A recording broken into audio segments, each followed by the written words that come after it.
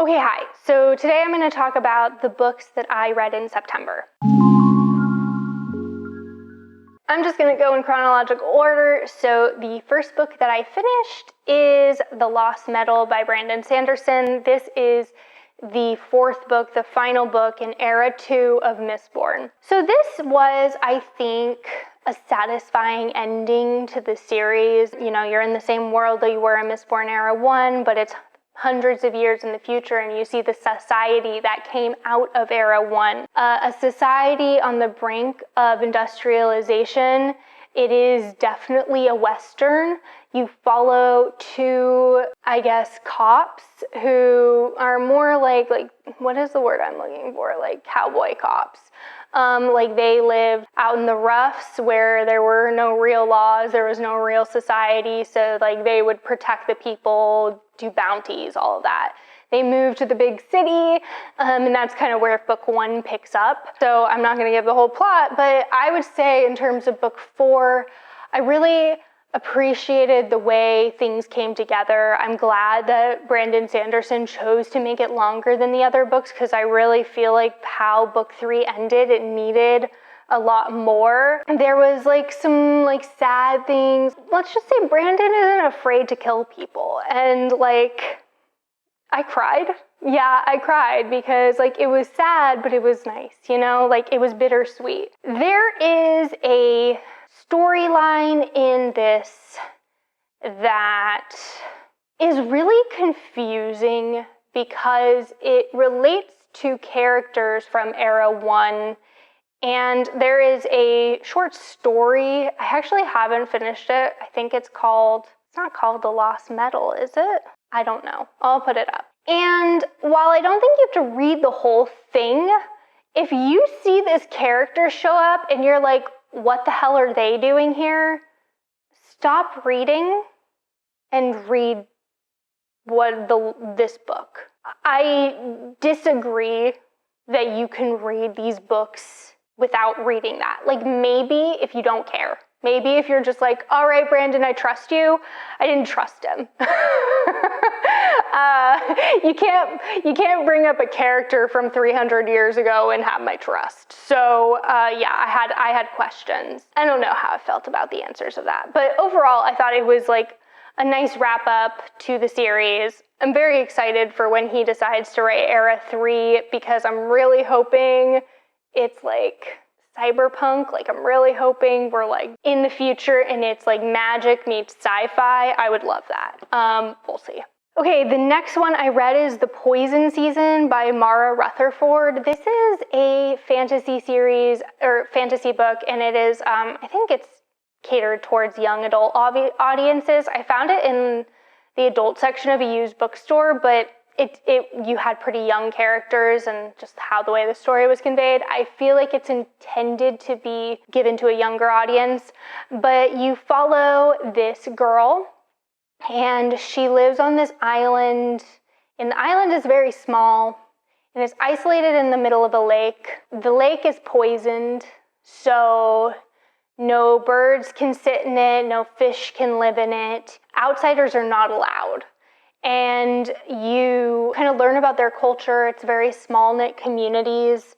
You see her relationship with her mother, with her brother, with her cousin, and her aunt. They have magic, almost kind of like siren songs that interacts with their forest, and they think helps them live and thrive. And people with magic who are born into this society cannot live there anymore, and outsiders are not allowed in. But of course, we can't have a story without an outsider, so an outsider makes it ashore, and things ensue. And there is a romance, there are betrayals. It's fairly dark at times. It is her just trying to grow up and make decisions and kind of have a parting of the ways with family and culture, and are outsiders bad or good, and making her own way. If I was a young adult, I think I would really enjoy this book. It was magical, it was kind of whimsical, it had a fairy tale aspect, like like an alternate fairy tale aspect where there was like this fairy tale vibe, but you knew something was wrong, I thought it was fine. Next thing I read was Breach of Peace by Daniel Greene. So Daniel Greene is a very popular booktuber, fantasy YouTuber. He kind of started out on BookTube. I wouldn't say he's completely a booktuber at this point, and is a channel I've watched for years and years. I like watching his review videos of books. I think that our reading tastes are fairly adjacent.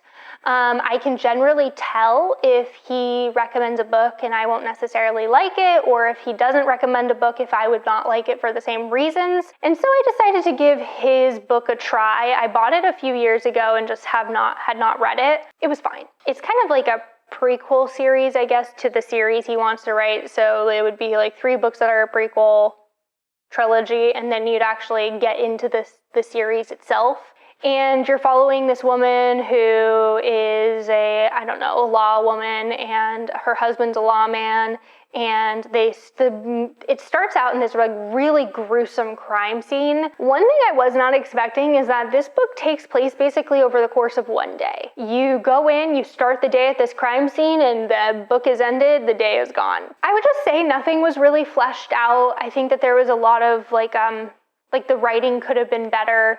The characters weren't really fleshed out. The plot wasn't really fleshed out. The world was kind of confusing. Some of the writing, especially like the relationship stuff and like her thinking about her husband, like, I don't know, kind of just put me off. So yeah, overall it was, I wouldn't really recommend it. But it's kind of interesting to kind of have a perspective of, you can have reviews that pose critiques, and you can look at a book and kind of see what's wrong with them, but like, you might yourself not be able to write the perfect book either. Yeah, I guess I was on a YA kick. I have no idea why. I very rarely read YA, but I then read Iron Widow by Zhao. So they're another YouTuber, kind of got more famous on YouTube and then came out with this book. How do I describe this book? It is like basically the foreword or the introduction or something, I don't remember what it was called, said like, I'm taking a bunch of different pieces of Chinese culture,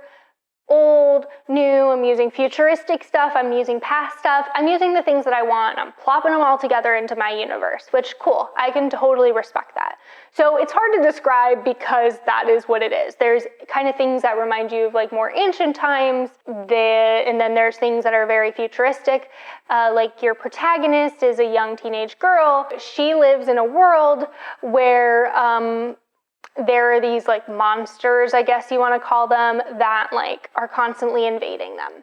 And the men get chosen or get jobs as pilots of these sci-fi things. I can't really describe what they are. And then they kill the things. And it's all televised because of course it is.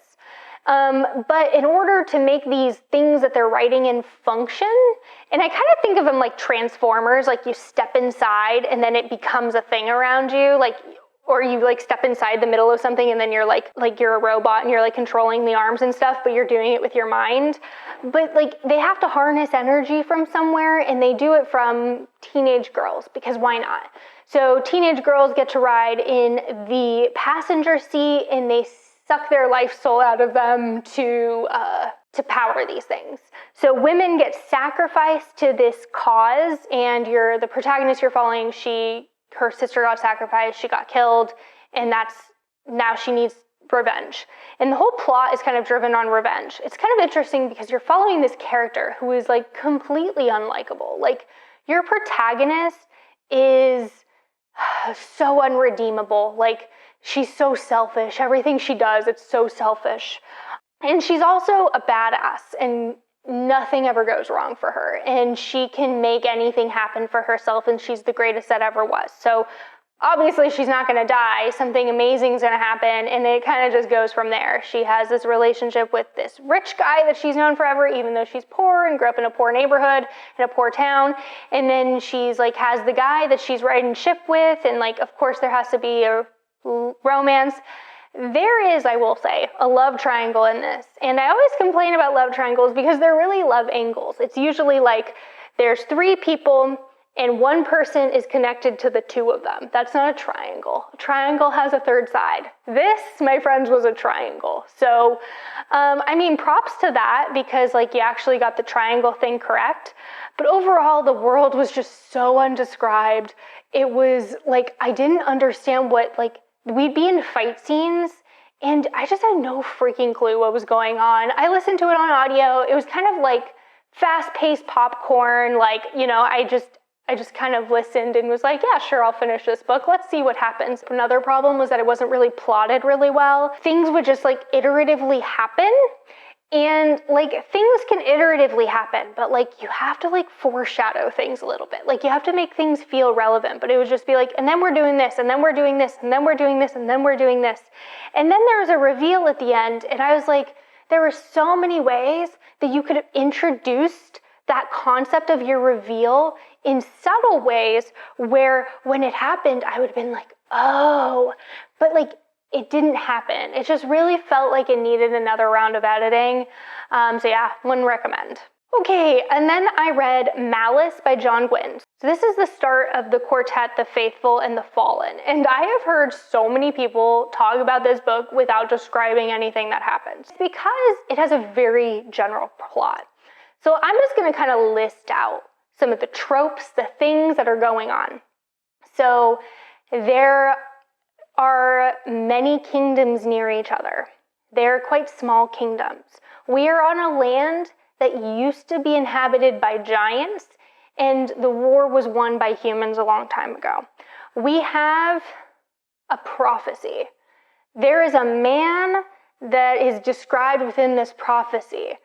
There is a question of who the prophecy is about. You're following different people from different kingdoms. You're following the arms man of a prince in one of the kingdoms. You're following a young boy who is learning how, like, who's going through life, learning how to, wield a sword. In one of them, dealing with bullies. You're following his sister. You're seeing other perspectives. It's a lot to take in, and things don't really pick up until like the last quarter of the book. And it's confusing and it's slow. So I would just not even try to figure out who's who, just kind of ride the waves and let it happen. Oh, there's also a wolf friend, which we love a companion character or a companion pet. Yeah, so there's betrayal, and there's fighting on the page, there's lore of the world. There's just a lot of things happening, and it kind of all feels like it's circling around, and we just start to see things happen in the end of the first book. So I'm quite excited to see where this goes in the second book. But yeah, it's really long, and I'd give it, if you're into fantasy and you're like, do I pick this up? Do I keep going? I recommend giving it to the 50 to 60% mark. If you're like, well, maybe, because that, for me, about 50% of the way was where I started to connect the dots on characters, be like, oh, that's who I'm following. Oh, that's how this person connects to this person. And things started to make sense again, or make sense in the first place, I guess. All right, the next thing I read was Pageboy by Elliot Page. This is his memoir. Elliot Page is a transgender man who is an actor. He is known from Inception and Juno and Umbrella Academy. I never go into celebrity memoirs with that high of expectations. He kind of starts out the book saying, I'm not saying anything that no one said before, but other people's words have helped me, so maybe this would help you. I think that's a good context to go into this book with. It was exactly that. I listened to it on audio. He did the narration. I always recommend that with celebrity memoirs because they're not really well written a lot of the time, and you get the cadence of how they were trying to describe things. It was very staccato. It was full of incomplete sentences. I think that would have driven me bonkers if I had read it physically. It was poetic attempts at times, and it was straightforward in the way it delved into things at other times. So if you're interested in Elliot Page, you can read it. To me, it contributed in the way that celebrity memoirs generally do, or at least the ones that I read, it didn't really have anything that profound in it.